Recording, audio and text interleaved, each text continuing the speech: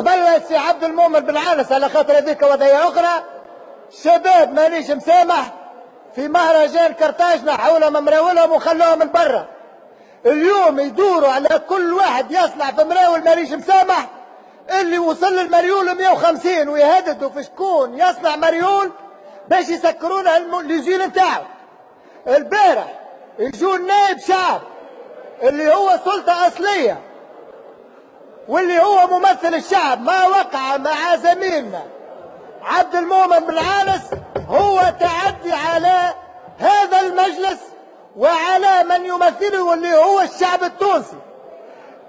بعد مطالبتنا كنواب بفتح تحقيق والمجلس هذا ممثل في الرئاسة بتاعكم تاخذوا موقف في مستوى الحدث. ما هو سهل انه نائب شعب يتضرب وحوايجه تتقطع. رسالة للسيد رئيس الجمهورية، عاجبك الشيء اللي صاير اجبد القانون بتاعك بتاع العار وبتاع الفساد يا رئيس الجمهورية. اخي ناوي باش تعاود تجيبها مرة اخرى؟